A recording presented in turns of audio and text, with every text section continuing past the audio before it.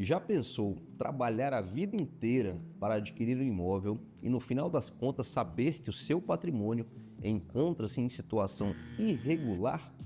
Pois é, este é um problema que assola as famílias brasileiras. Mais de um terço dos imóveis no país são irregulares. Aqui na minha capital, por exemplo, mais da metade dos imóveis encontram-se em situação irregular. Quer saber um pouquinho mais sobre esse tema? Acompanhe o vídeo até o final, deixe o seu curtir e inscreva-se no nosso canal.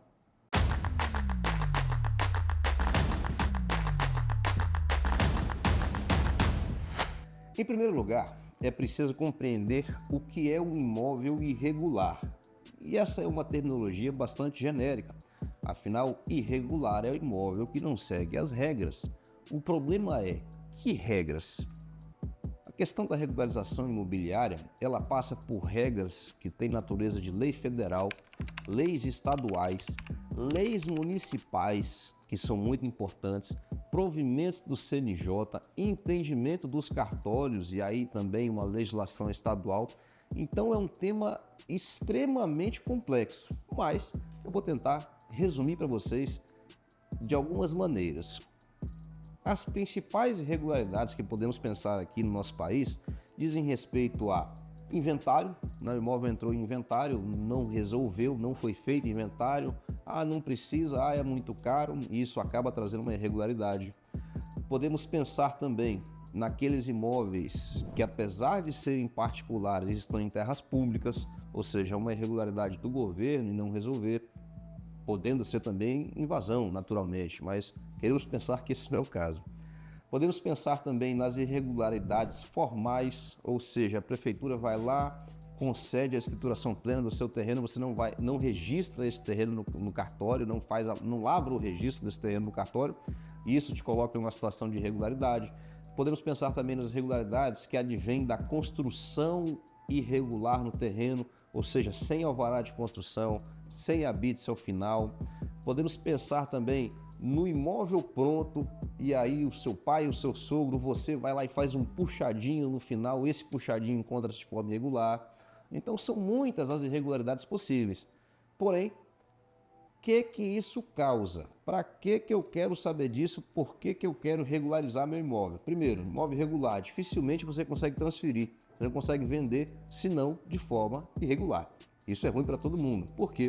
Você não consegue deixar esse imóvel em garantia, você não consegue vender esse imóvel financiado, você não consegue girar o seu patrimônio, que você giraria de forma muito mais fácil. Aqui no Brasil se sabe, por exemplo, que os menores juros estão com os financiamentos imobiliários, com as hipotecas imobiliárias, que são aquelas transações em que você deixa o seu imóvel como garantia, levanta uma quantidade considerável de capital, um percentual elevado do seu imóvel em espécie e paga juros bem mais baratos do que juros de cartão de crédito, por exemplo, ou juros de empréstimo consignado, empréstimo pessoal. Então a regularização do imóvel, ela traz diversas vantagens, principalmente a sua segurança e a estabilidade do seu patrimônio.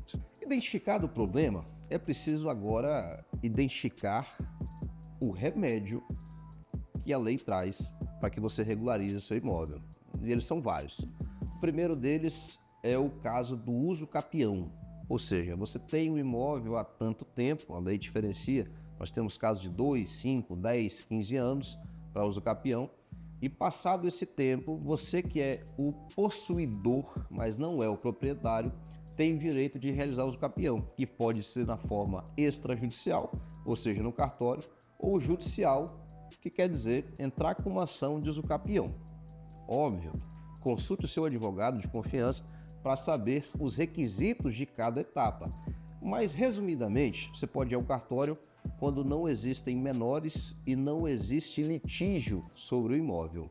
Temos também a adjudicação compulsória, que é uma modalidade pouco conhecida, mas bastante benéfica e agora recentemente mesmo na modalidade extrajudicial, ou seja, cartório.